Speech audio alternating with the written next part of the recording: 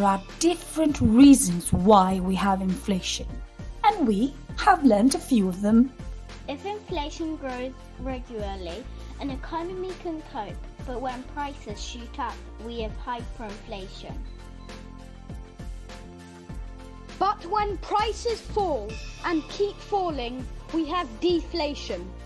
Like hyperinflation, deflation can be very dangerous for any economy.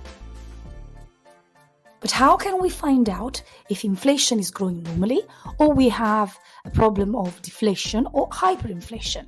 Well, we use an index.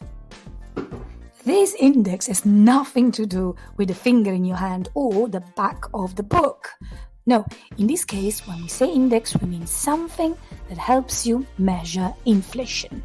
An inflation index is like a ginormous shopping basket, which includes all the expenses we need for things we need to survive, like food and drink and clothes and keeping a roof over our head, but also the expenses that we need to make to have fun, going on holiday, looking after our pets, going to the hairdresser.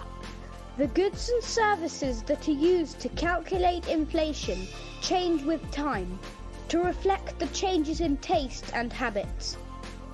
Meet the three most important inflation indices in this country: the RPI, the CPI, and the latest, most modern, CPIH.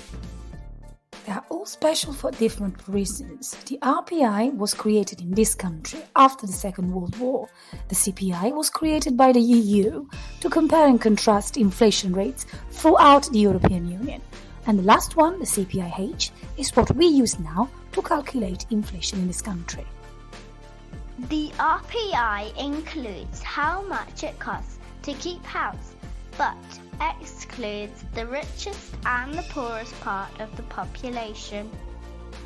With the CPI, we know the spending habits of everyone living in the country, but this index excludes housing costs. The CPIH is supposed to work as well as the CPI, but it also tracks the costs of living in your own house, which some people say it's an improvement on the CPI. To find out more about inflation indices, go to Uber Kids Republic, Click on the Learning tab and scroll down to slides. Thank you for watching!